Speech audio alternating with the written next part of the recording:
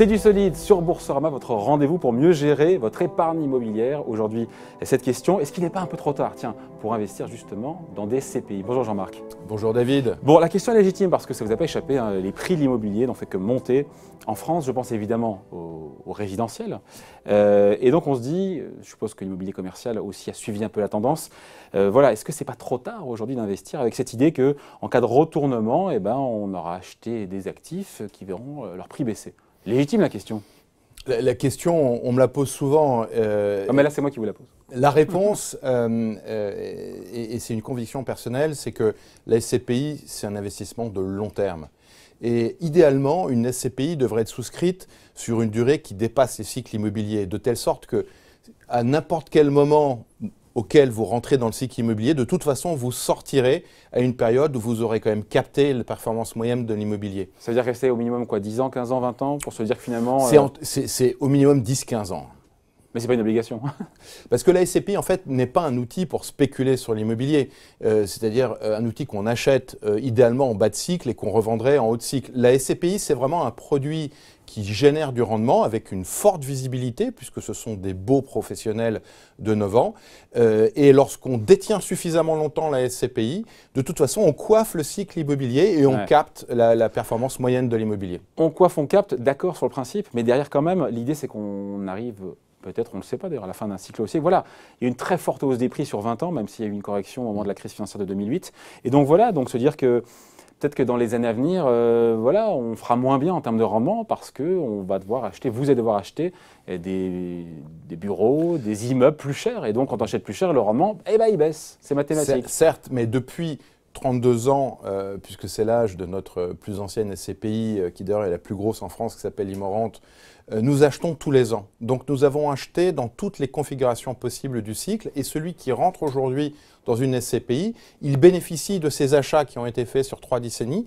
L'argent qu'il apporte permet d'investir aujourd'hui et comme il va rester dans la SCPI, il y bénéficiera aussi des investissements qui seront faits dans les années qui viennent. De telle sorte que la SCPI peut être considérée comme une sorte d'outil qui synthétise une performance moyenne de l'immobilier. Et dans les cycles immobiliers, vous avez deux sources de performance. Vous avez le rendement et la plus-value. Donc il y a des périodes où il y a plus de rendement et moins de plus-value. Ouais. Et des périodes où il y a plus de plus-value et moins de rendement. Et dans le futur, on peut imaginer qu'il y aura le rendement, peut-être moins de plus-value? Peut-être que dans le futur, effectivement, on est sur des… il y aura plus de rendement et moins de plus-value. Ouais. Ce qui n'est pas forcément une mauvaise nouvelle.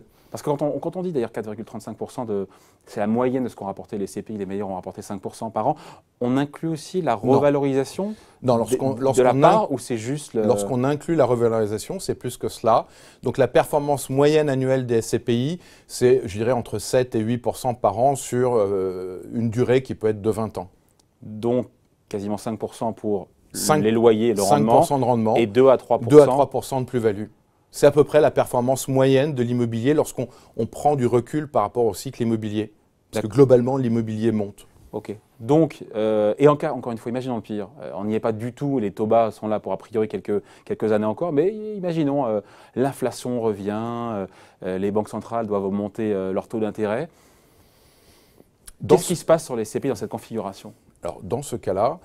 Pardon de voir le pire, mais même s'il n'est pas certain, il reste probable. C'est là où la SCPI joue un rôle de protection, puisque si l'inflation revient, l'immobilier est la classe d'actifs qui protège peut-être le plus contre l'inflation, puisque les loyers qui sont perçus dans la SCPI sont indexés sur l'inflation. Donc quelque part, ça serait une bonne nouvelle, hein, du côté des loyers. Ça serait une bonne nouvelle. Et si les taux d'intérêt sont élevés, ça peut aussi vouloir dire qu'il y a une bonne activité économique. C'est aussi le cas lorsqu'il y a de l'inflation.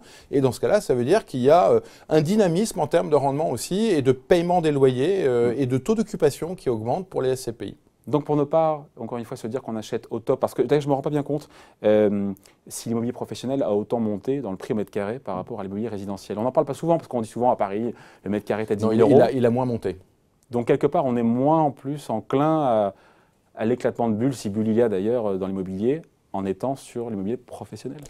C'est le cas en France et particulièrement à Paris, puisque le logement à Paris voit ses prix monter pour plusieurs raisons. C'est la demande évidemment domestique, les Français qui veulent s'installer à Paris, qui ont de plus en plus de mal à le faire, mais aussi la demande internationale. Ouais. Donc finalement, on dit quoi? On se dit qu'il n'est pas trop tard pour investir dans des CPI, si on accepte de les garder suffisamment longtemps, donc pour enjamber les cycles longtemps, donc on dit quoi, 10 ans, 15 ans?